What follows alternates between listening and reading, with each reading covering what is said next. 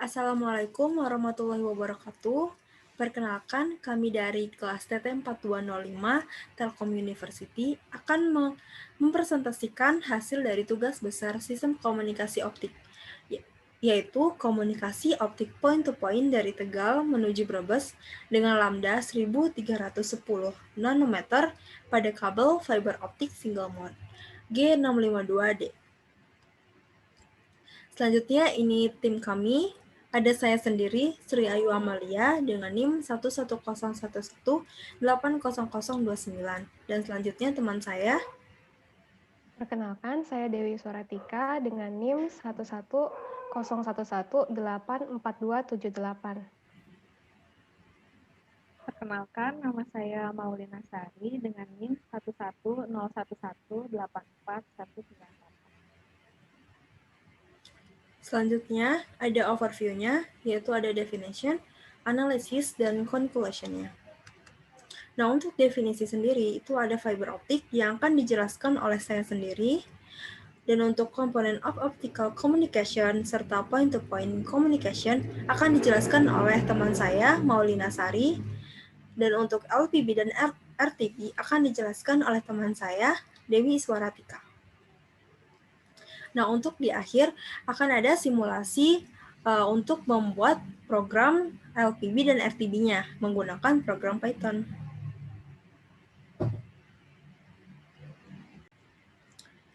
Apa sih fiber optik itu? Fiber optik merupakan media transmisi yang menggunakan cahaya sebagai media perambatannya. Kabel jenis fiber optik ini lebih unggul daripada kabel jenis koaksial dan tembaga lainnya, karena mempunyai keunggulan sebagai berikut. Yang pertama, redaman transmisinya lebih rendah dan bandwidth-nya lebih lebar.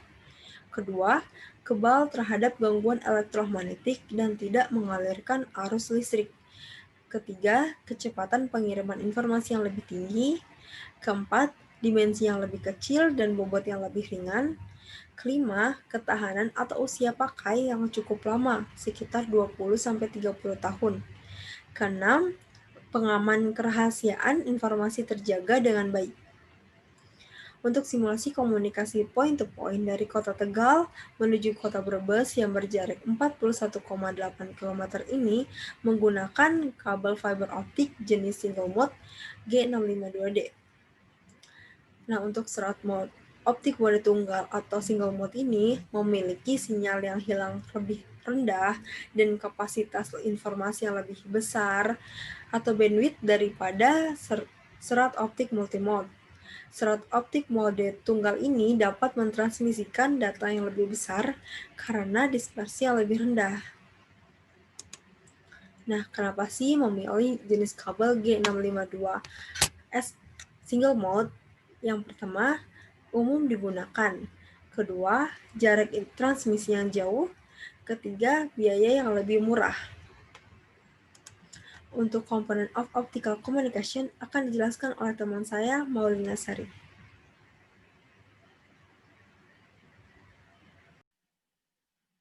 Selanjutnya, di sini saya akan menjelaskan tentang komponen-komponen sistem komunikasi optik. Ada 3 komponen utama sistem komunikasi optik.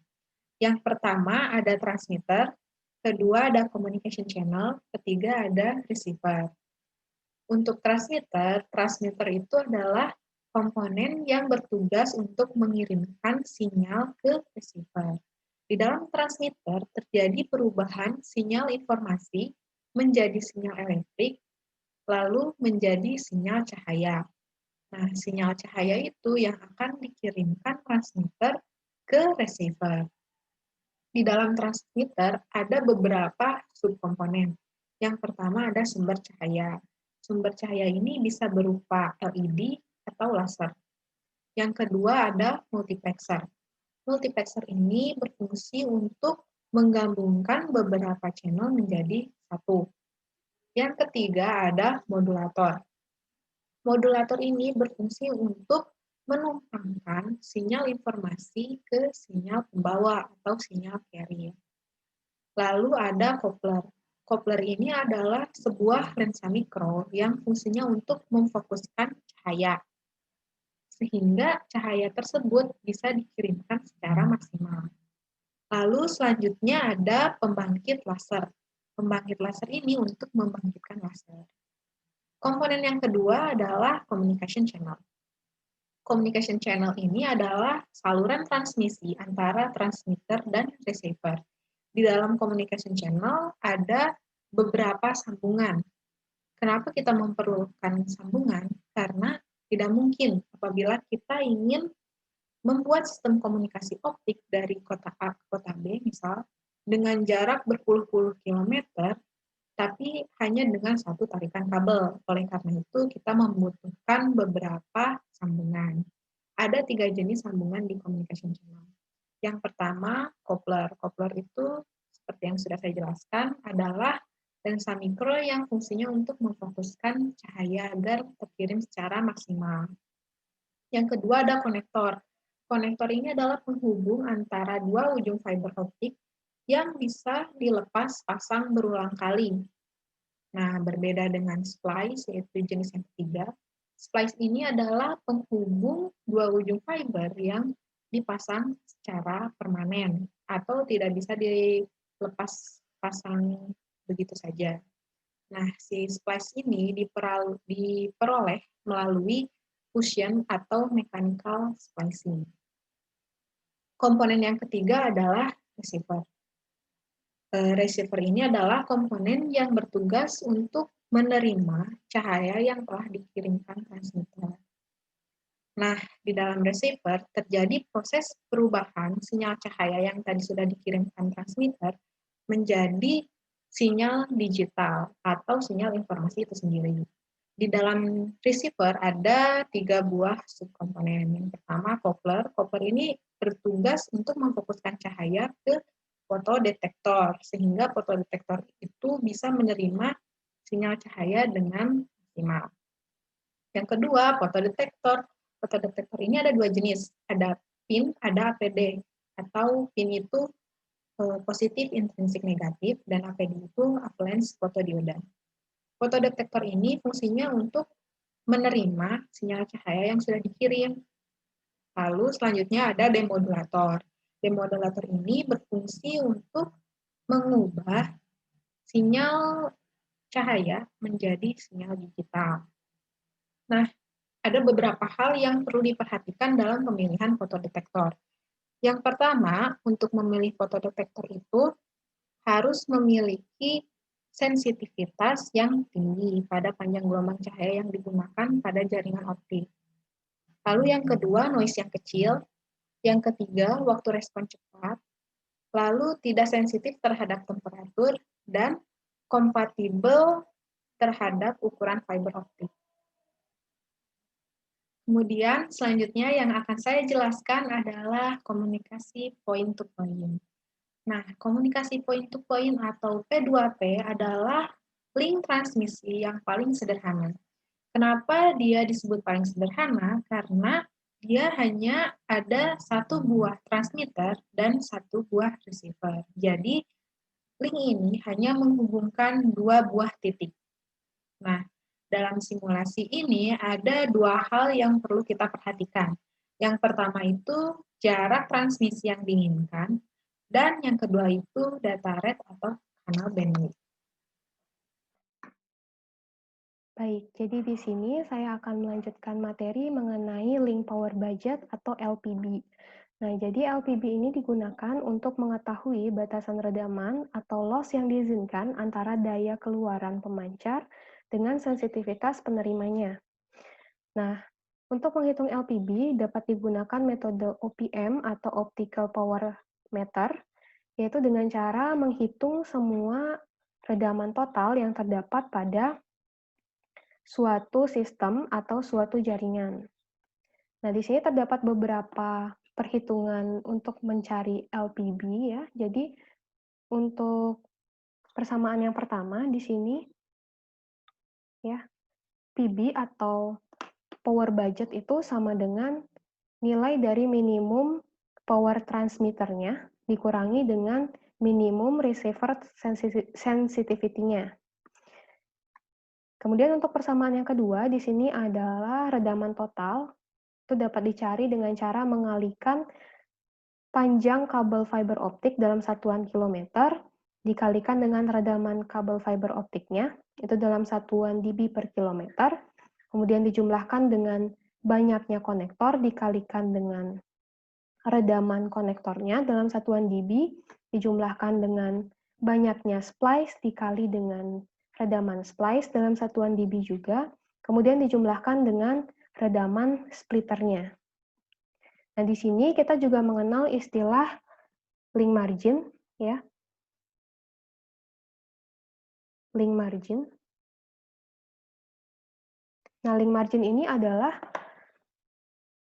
daya yang tersisa setelah dikurangi dengan redaman total dan safety margin. Nah, jadi safety margin ini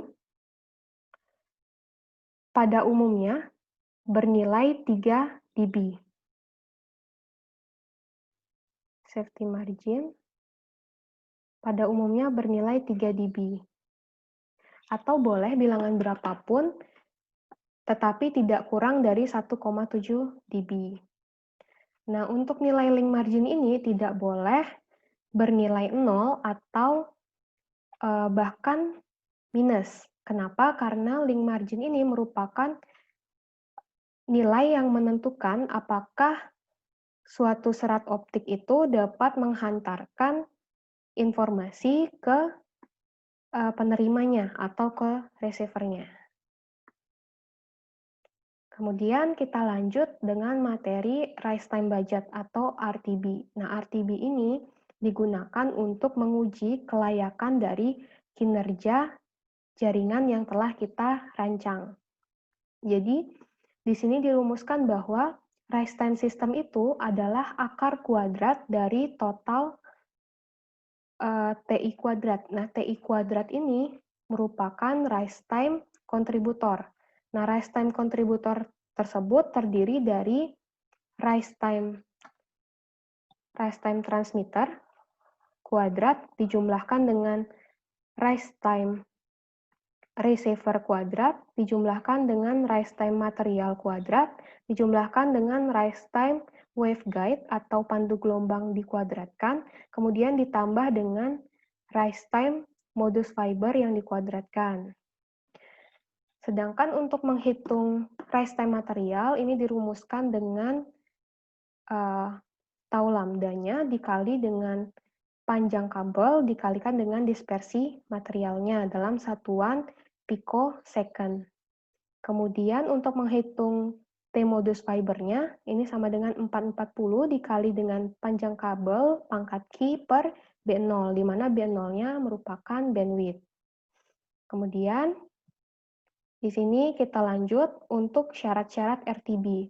Nah, syarat RTB ini ada 3. Yang pertama, pada umumnya untuk degradation transition time untuk link digital non-return to zero atau NRZ adalah kurang dari atau sama dengan 70% dari periode bitnya atau TB. Sedangkan untuk return to zero atau RZ itu kurang dari atau sama dengan 35% dari periode bitnya. Nah, di mana nilai dari periode bit itu adalah 1 dibagi dengan bit rate. Kemudian untuk syarat yang kedua, untuk rise time penerima pada kisaran 10% sampai 90%, maka nilai rise time dari receiver-nya itu sama dengan 350 dibagi dengan periode bitnya. Nah, untuk syarat yang ketiga, pada kabel single mode, pada perhitungan T-sistemnya, itu tidak terdapat nilai rise time modus fibernya atau T-mode-nya sama dengan 0. Kemudian pada RTB kita juga mengenal sistem pengkodean SKO. Jadi pengkodean sistem komunikasi optik itu menggunakan kode-kode biner yang terdiri dari bilangan 0 dan 1 ya, seperti yang teman-teman sudah ketahui. Nah, pada umumnya sistem pengkodean yang digunakan adalah nilai non-return to zero atau NRZ dan nilai RZ atau return to zero. Nah, di sini bisa teman-teman lihat ya, untuk kode NRZ itu nilai bit stream-nya ya. Ketika bit stream 1 maka menghasilkan NRZ sinyal level tinggi. Kemudian ketika bit stream 0, maka akan menghasilkan NRZ dengan sinyal level rendah. Maka ketika diberikan bit stream 1, di sini NRZ-nya sinyal level tinggi, kemudian bit stream 0 sinyal level rendah, bit stream 0 sinyal level rendah, bit stream 1 sinyal level tinggi, bit stream 1 sinyal level tinggi. Begitu pula seterusnya, ya. Nah, di sini teman-teman bisa simpulkan bahwa kode NRZ ini mudah untuk dihasilkan dan untuk dikodekan, akan tetapi memiliki kekurangan yaitu pada error detektornya yang kurang baik, gitu ya. Nah, di sini juga teman-teman bisa menemukan hubungan antara bandwidth dengan bitrate-nya, di mana B0 itu sama dengan 0,7 dibagi dengan T sistemnya. Kemudian untuk kode return to zero atau RZ, di sini teman-teman bisa lihat untuk nilai bit stream 1, maka kode RZ-nya akan menghasilkan setengah sinyal level tinggi dan setengahnya lagi sinyal level rendah. Sedangkan untuk bit stream 0 akan menghasilkan sinyal level rendah penuh. Maka untuk gambar bit stream ini, untuk bit stream 1 akan menghasilkan sinyal level tinggi dan sinyal level rendah. Kemudian bit stream 0 menghasilkan sinyal level rendah, bit stream 0 menghasilkan sinyal level rendah, bit stream 1 menghasilkan setengah sinyal level tinggi dan setengahnya lagi sinyal level rendah. Kemudian bit stream 1 akan menghasilkan sinyal level tinggi dan setengahnya lagi sinyal level rendah. Nah, begitu pula seterusnya. Nah, dari sini teman-teman bisa simpulkan bahwa kode RZ ini memiliki error detektor yang lebih baik daripada NRZ. Akan tetapi kelemahannya adalah bandwidth yang diperlukan lebih besar. Mengapa demikian? Karena perubahan level sinyalnya itu lebih cepat daripada bitrate-nya. Nah, di sini teman-teman juga bisa menemukan hubungan antara bandwidth dengan bitrate. Ya, jadi untuk B0-nya sama dengan 0,35 dibagi dengan T sistemnya. Baik, untuk materi sepertinya cukup sampai di sini. Kemudian akan dilanjutkan dengan simulasi. Selanjutnya kita masuk ke bagian simulasinya. Simulasi kali ini kita menggunakan program Python. Yang pertama ada spesifikasinya, yaitu ada format import log 10 sqrt, itu untuk menginput log 10 dan akarnya. Selanjutnya ada import 6 psnp, itu untuk menghitung jumlah data yang banyak. Ada import matplotlib.pyplot_splt, itu untuk membuat grafiknya. Lanjut ke spesifikasi kabel optik, itu ada L sama dengan 41,8 km, yaitu jarak antar kotanya. Yang kedua ada Haspel 4 km, yang artinya setiap 4 km akan disambungkan kabelnya. Yang ketiga ada Dimet 17E-12 dengan satuan S per kilometer kali nanometer, yaitu adalah dispersi materialnya. Lanjut ke redaman fiber optiknya, itu adalah 0,4 dB per kilometer. Untuk spesifikasi pengirimnya ada PTX 8 mW, itu adalah daya pengirimnya. Ada PTX dB 10 kali log 10 PTX dengan satuan dBm, yaitu adalah daya pengirimnya dengan satuan dB. Lanjut ke panjang spektralnya atau L_spektral dengan 0,1 nanometer. Untuk modulasi NRZ-nya 0,7 dan modulasi RZ-nya 0,35 itu sudah ketetapannya. Untuk rise time pengirimnya atau TTX 35E-12 dengan satuan S atau second, dan untuk BR atau bitrate dengan 2,5 E9 dengan satuan gigabit per second. Selanjutnya ada TB atau periode bitrate-nya dengan rumus 1 per bitrate dengan satuan second. Lanjut ke penerimanya. Spesifikasi penerimanya ada sensitivitas min 27 dBm. Kita mengambil min 27 dBm ini karena dengan nilai yang terburuk atau kondisi yang terburuk. Selanjutnya ada TRX, itu 35E-12 dengan satuan second. TRX itu rise time penerimanya. Selanjutnya ada redaman kanal atau salurannya, ada redaman konektornya, 0,1 dengan satuan dB per titik. Kedua ada NSP, NSP itu jumlah splice-nya dengan menggunakan rumus panjang dibagi Haskell dikurangi 1. Selanjutnya ada redaman splice-nya 0,1 dengan satuan dB per titik. Yang terakhir ada MS atau marginnya 3 dengan satuan dB. Selanjutnya akan dipresentasikan oleh teman saya. Oke, jadi di sini saya akan melanjutkan simulasi link power budget-nya. Baik, jadi seperti yang sudah saya jelaskan tadi bahwa rumus LPB itu menggunakan persamaan ini ya. Nah, di sini kenapa ada 2? Karena kami menggunakan komunikasi point to point, di mana konektornya hanya ada 2, yaitu konektor pertama terletak di kota Tegal dan yang satunya lagi ada di kota Brebes. Oleh karena itu, NC-nya sama dengan 2.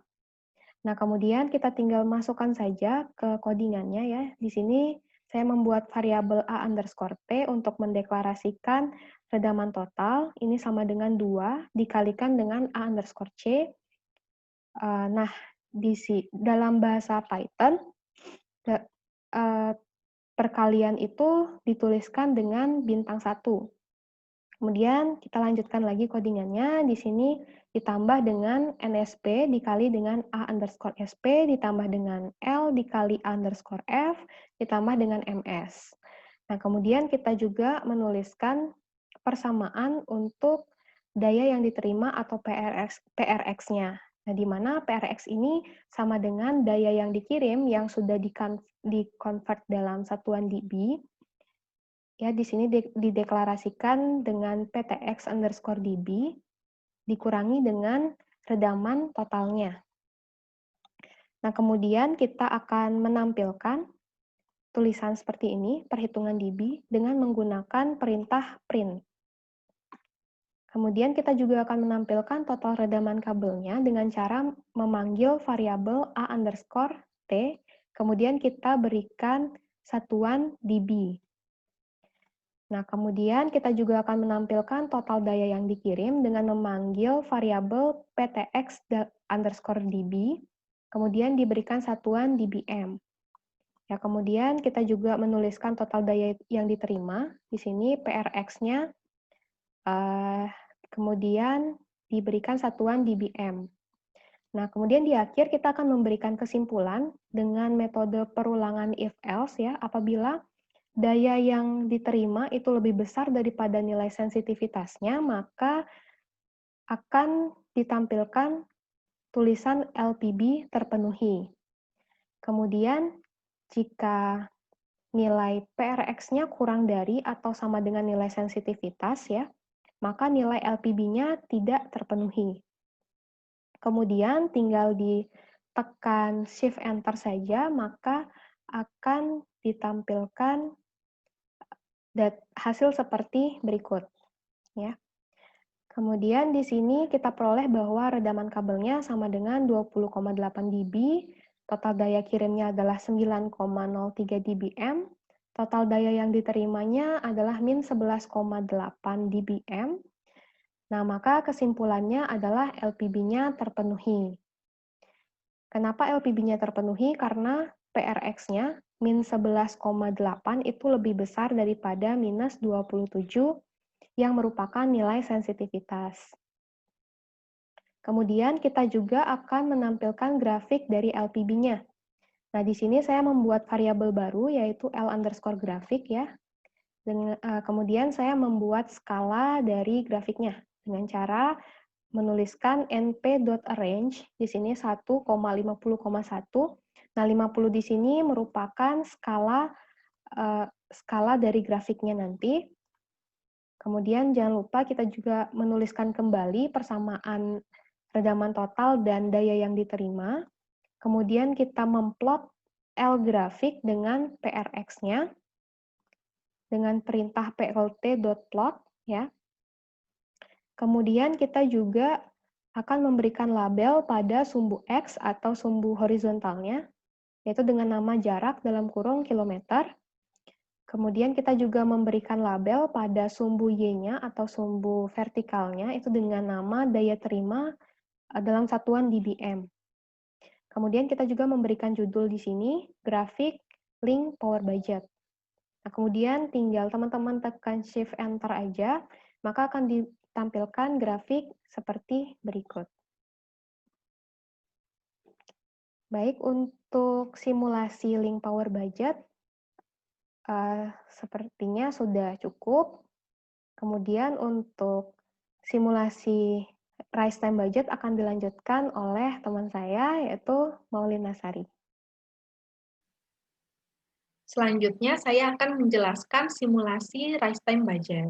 Seperti yang sudah rekan saya jelaskan, rumus rise time budget adalah T-system sama dengan akar TTX kuadrat ditambah T-mat kuadrat ditambah T-mod kuadrat ditambah TWG kuadrat ditambah TRX kuadrat.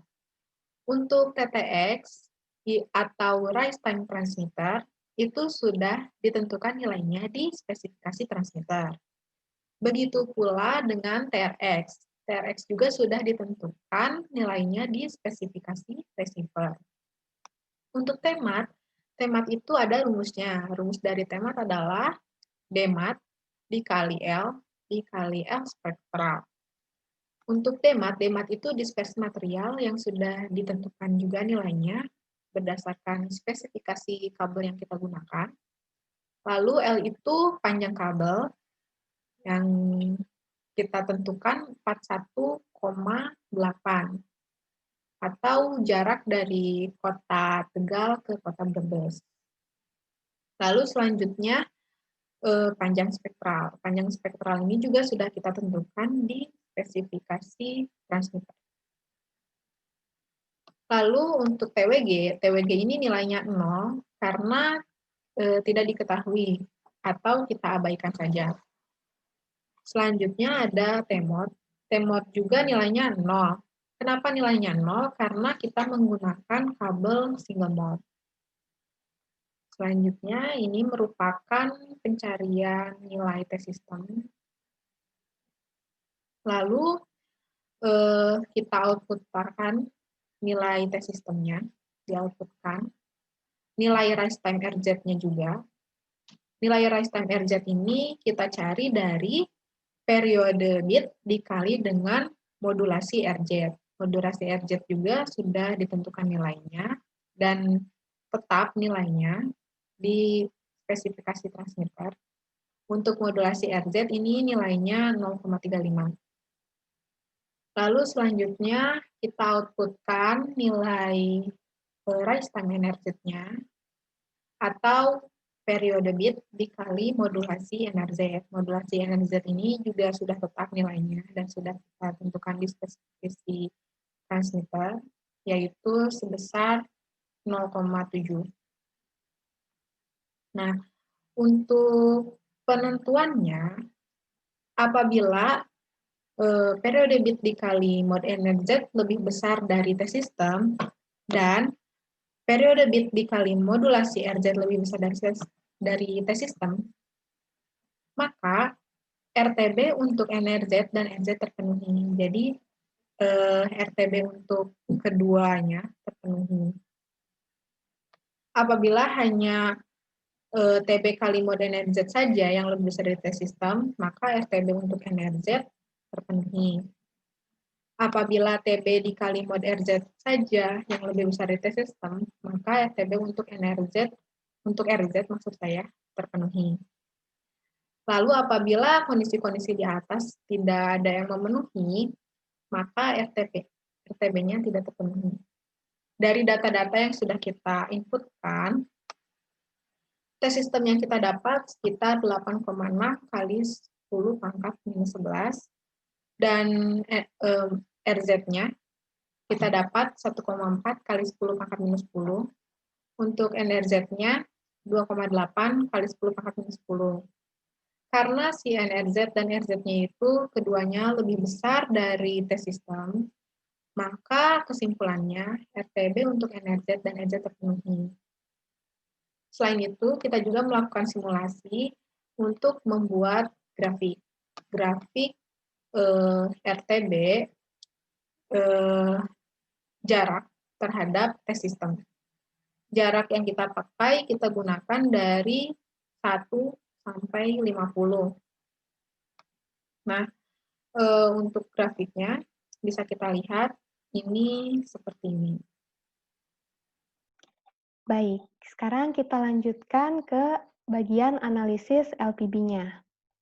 Nah, berdasarkan simulasi yang telah kita lakukan tadi menggunakan program Python, diperoleh bahwa total daya yang dikirim itu sebesar 9,03 dBm, dengan total redaman kabelnya sebesar 20,87 dB, sehingga total daya yang diterima itu hanya sebesar minus 11,83 dBm. Nah, hal ini menunjukkan bahwa setiap transmitter atau pengirim mengirimkan daya sebesar 9,03 dBm, maka daya yang diterima receiver hanya sebesar minus 11,83 dBm.